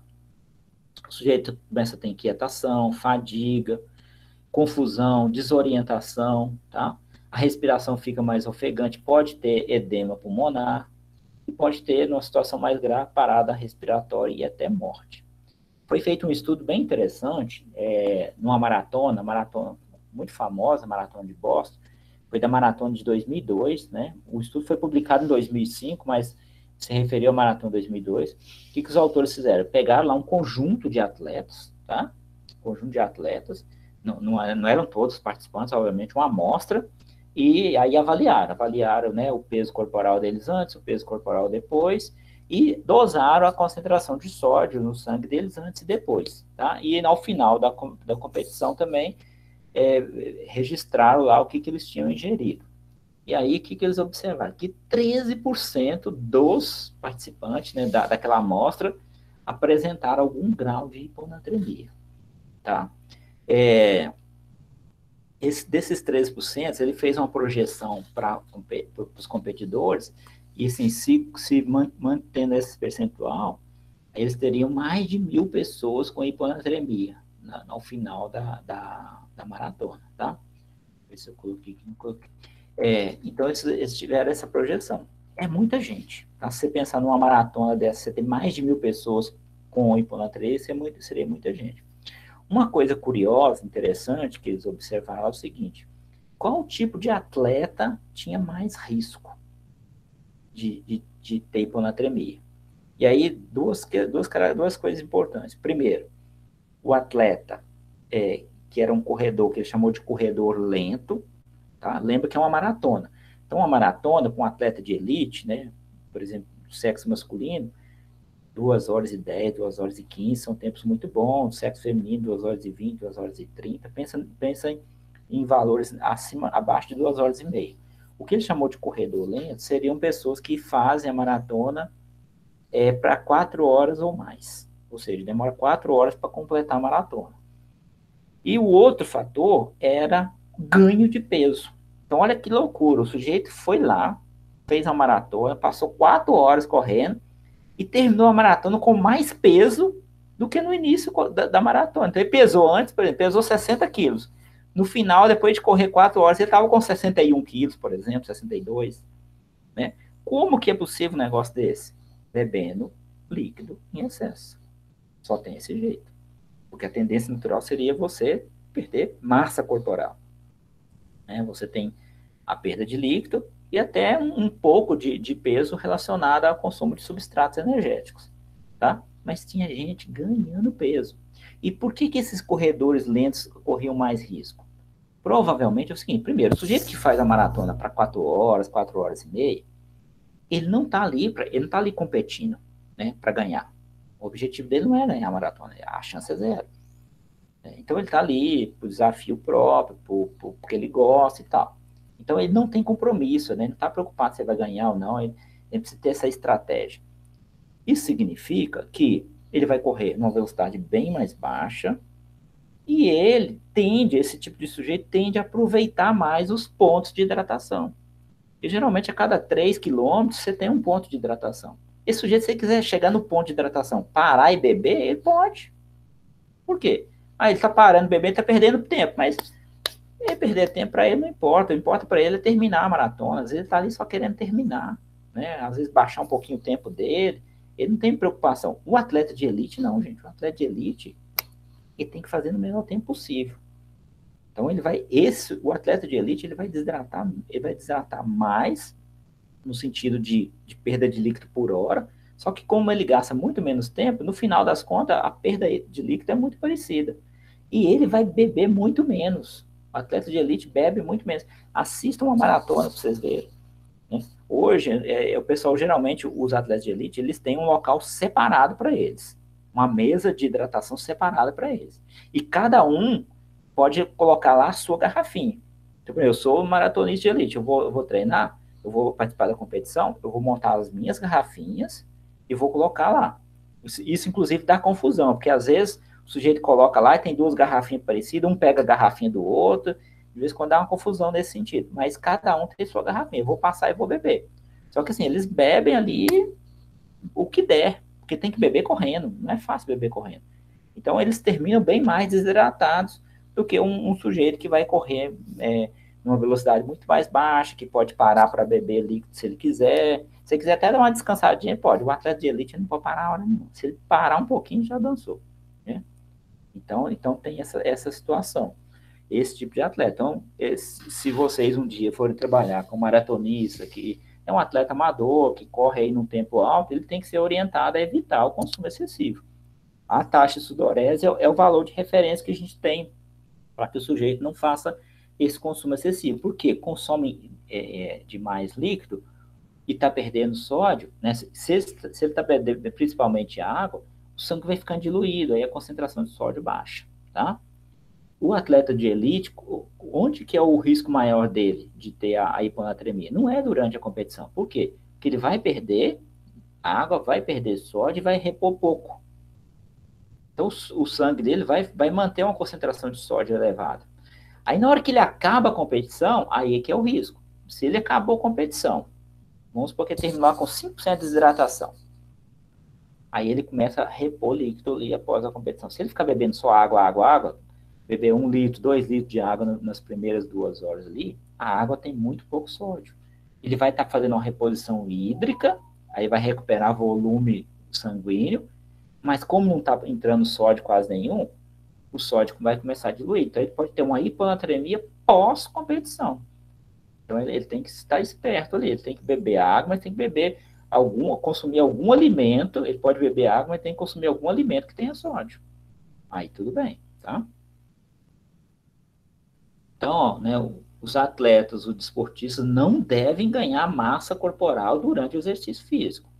Peso antes, menos o peso depois. Tem que ser. Ele pode terminar com déficit de peso, mas se ele terminou com mais peso do que antes, pode ter certeza, ele bebeu mais líquido do que deveria, tá? O ganho de peso durante o exercício ele pode ocorrer quando o sujeito inicia a prática esportiva hipoidratado. Então, assim, eu já entrei na competição com déficit de água. Aí, se eu ganhei peso, isso não vai representar risco para mim, por quê? Porque eu estou, na verdade, corrigindo meu peso. Mas o que a gente quer? A gente quer que a pessoa comece o treino ou a competição bem hidratado, tá? Hoje até já tem algumas estratégias de treinar desidratado e de competir desidratado, tá? Mas é coisa muito incipiente ainda. Eu tive numa palestra do Asker Jeckendrup, que é talvez o maior pesquisador do mundo aí da parte de ingestão de carboidrato em esporte, e trabalha muito com ciclismo. Eles fizeram um trabalho desse com um ciclista lá na Europa. Então, assim, era uma competição de ciclismo e era uma competição de subida de montanha. Então, a competição inteira o sujeito passava subindo a montanha. Nesse tipo de competição, né, se o sujeito tiver menos massa corporal, é menos peso para carregar e pode dar uma vantagem. Então, o que eles fizeram? Eles desidrataram o sujeito um pouco, ele treinou também desidratado, mas era pouco, né, em torno de 2%, e competiu assim. E ele foi bem, ele até ganhou a prova. É lógico que era um atleta já muito bom. Então, existe já algum tipo de estratégia pensando nesse sentido, de diminuir peso corporal por meio da desidratação, mas tem que ser assim, uma coisa muito bem equilibrada, porque senão você coloca o sujeito em risco de perder desempenho. E no esporte, o sujeito quer o quê? Ele quer fazer alguma coisa que melhore o rendimento dele. Então, se errar nessa desidratação, pode o tiro sair pela culatra. Então, estou comentando isso para vocês, porque isso é algo ainda incipiente, mas pode, né, algum atleta, alguém comentar isso com vocês. Ah, será que vale a pena fazer? E aí não tem muito jeito. O único jeito de descobrir se isso vai ser bom ou ruim é testando, tá? É testando. A hiperidratação não melhora a resposta fisiológica nem desempenho, então não é recomendado, não faz sentido. O sujeito não vai ter benefício nenhum de tomar líquido em excesso. Então, para que ele vai fazer isso? Ele só tem possíveis malefícios, tá? Aí tem um estudo aqui, que é um estudo que eu gosto de mostrar também, porque assim, para a gente abrir a mente, porque existe uma coisa chamada variabilidade individual, gente, que ela é muito grande, tá? Então, quando a gente lê um estudo científico, geralmente, o que a gente vê lá nos resultados? A média, né? A média de desempenho melhorou, piorou, mas e no individual? Porque o que importa para o atleta que você vai acompanhar, para para o aluno de academia que você vai acompanhar, é o que acontece com ele, se aquilo ali funciona para ele ou não, tá? Então, olha só, presta atenção nesse estudo aqui. Um estudo feito com triatletas, tá? Então, os pesquisadores coletaram dados em triatletas que participaram de um triatlo, do Ironman triatlo aqui no Brasil. Olha o tipo de competição. O sujeito nadava 3,8 quilômetros, depois pedalava 180 e depois, para terminar, uma maratona, corrida. O estudo foi feito no período 2002, 2005, tá? A média de tempo para completar a prova, né, das pessoas que participaram foi em torno de 13 horas. Então, 13 horas, gente, mais de metade do dia fazendo exercício físico. Pensa no quanto que isso é desgastante, né? Foram 89 atletas avaliados, tá? 10 mulheres e 79 homens. E nesse caso aqui, os autores usaram uma coisa que também assim, não tem padrão na literatura. O que eles usaram? Para calcular a questão da desidratação. Eles usaram um fator de correção, que era um fator de correção que eles adotaram, foi assim, arbitrário, tá? Então eles falam, não, nós vamos usar 1 quilo para cada 70 quilos. Então, se a pessoa pesa 70 quilos, eu vou descontar 1 quilo por exemplo, ela perdeu 5 quilos. Eu não vou considerar que ela perdeu 5 quilos na competição, eu vou considerar que ela perdeu 4. Por que eu estou considerando 4 de água, tá? 4 litros de água. Por que eu estou considerando só 4 e não 5? Porque ela está considerando que esse 1 quilo aí foi o quê? É gasto de glicogênio muscular, é gasto de gordura corporal, outros substratos que também tem massa, tá? Mas não existe padrão. Nas competições, por exemplo, maratona, né, nas mais curtas, ninguém fala em fator de correção. Eu acho que ele faz sentido realmente quando você tem provas muito longas, como é no caso do triatlo aqui, tá? E aí, vamos ver aqui, ó, aqui a gente tem o teor de sódio, tá? Deixa eu só pôr aqui. A gente tem o teor de sódio avaliado desses 89 atletas, tá? E aqui eu passei uma linha vermelha no 135. Então, o que a gente observa aqui, ó? Que tem um pessoal aqui que terminou com hiponatremia, ou seja, que terminou com a concentração de sódio abaixo de 135, né? A gente já vê que também aqui o menor que tem aqui foi esse aqui, deve estar mais ou menos 131. Então, não tem ninguém assim com hiponatremia grave, que seria em torno de 123, 125, tá? Mas alguns terminaram. E aí, a gente observa o seguinte, aqui está mostrando o percentual de desidratação. Quem está aqui no negativo, e tem aqui 2 aqui no negativo, são pessoas que ganharam peso, tá? A desidratação dele foi -2, então quer dizer que ele terminou hiperidratado. Então, olha que loucura, né? Esses 2 aqui, terminou hiperidratado, estava com hiponatremia. É uma coisa esperada, né? Pelo que a gente viu. Mas se vocês observarem aqui, ó, que ó, tem um sujeito aqui, ó, terminou hiperidratado, mas não tá com hiponatremia. Tá até próximo aqui, mas não tá, tá? Tem um outro aqui em cima, aqui, ó, terminou hiperidratado e tá com sódio lá em cima. Então, observa que a resposta é muito variável. E a gente tem aqui, ó, a maioria, né, dos que terminaram com hiponatremia tiveram aqui, ó, uma desidratação baixa, né, abaixo de 3%. Os que tiveram desidratação abaixo de 3%, né, são pessoas que beberam bastante líquido, que 2% seria o ideal, se a pessoa terminar abaixo de 2% de desidratação. Alguns autores colocam 3%, mas 2% é o mais consenso na literatura. Então, são as pessoas que bebem mais, ó, estão aqui, né? Tanto que ele mostra aqui, ó, quem não ganhou peso, 6 pessoas não ganharam peso, tá? 6 pessoas ganharam peso. Das 6 que ganharam peso, 2 tiveram hiponatremia e 4 não teve, mesmo ganhando peso, mesmo terminando hiperidratado. Dos 50 que terminaram com a desidratação leve, de 0 a 3%, que é o que está marcado aqui, ó, 7 tiveram, tá? Hiponatremia. Então, só 7 de 50. Dá o quê? 12%, né? Desidratação moderada, 3 a 6%, 29 terminaram mais desidratados, ó, ninguém com hiponatremia.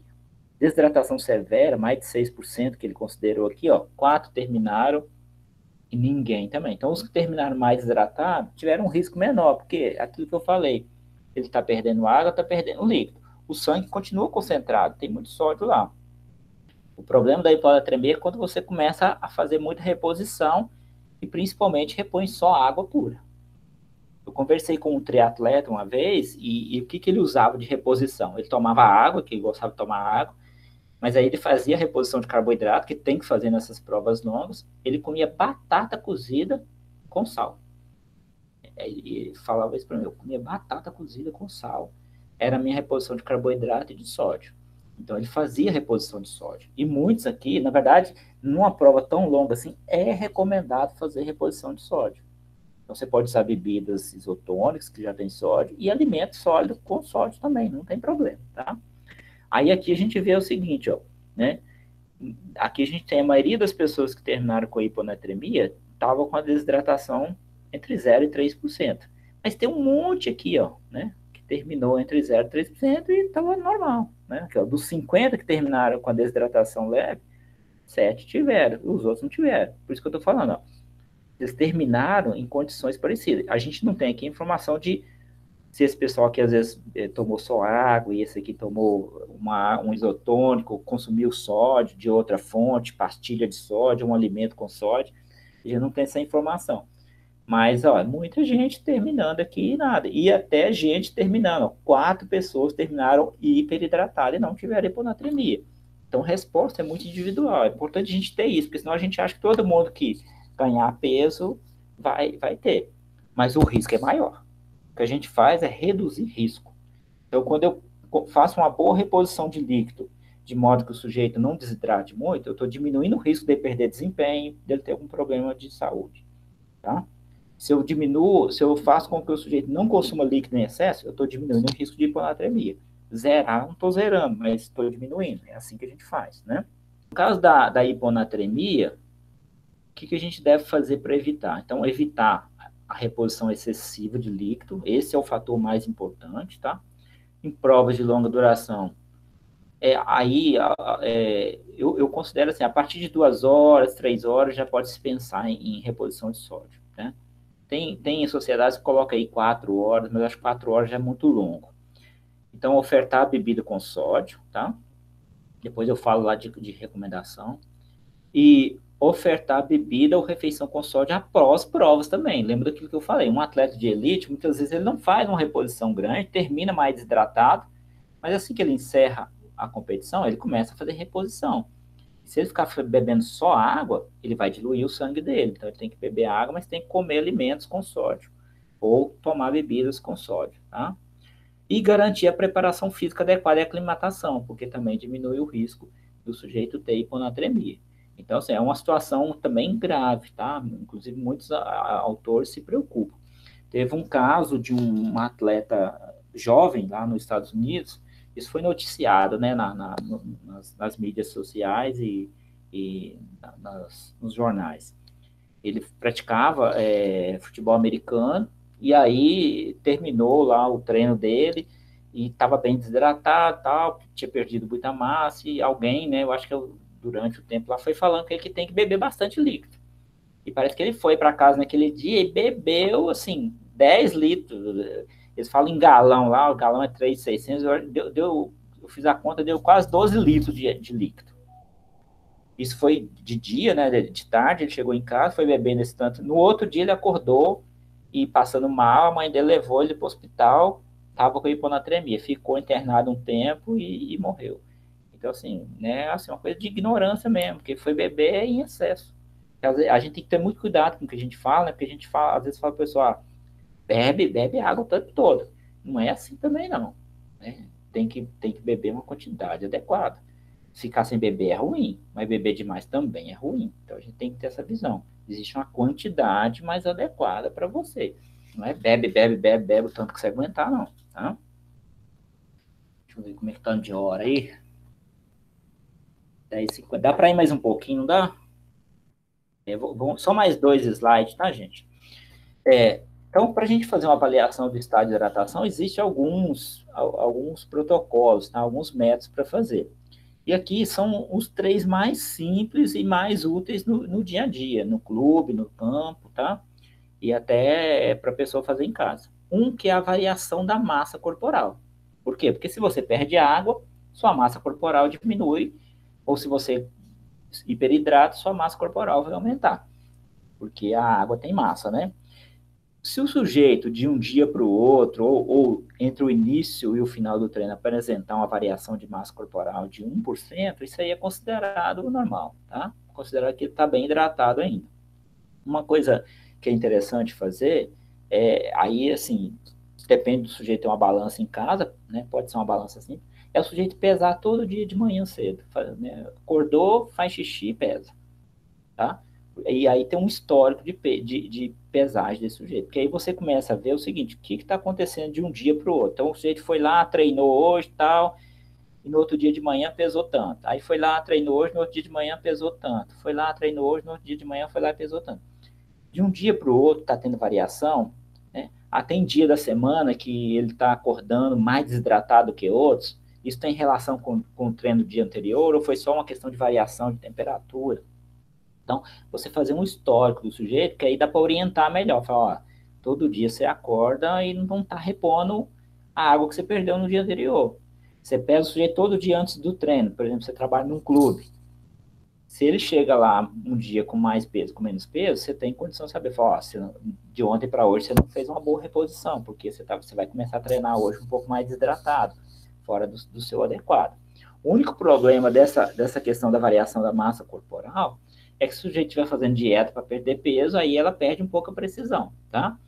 Então, é considerado que o sujeito está bem hidratado se a variação de massa corporal dele de um dia para o outro, ou do início para o final do treino, é de mais ou menos 1%, tá? Não é quilo.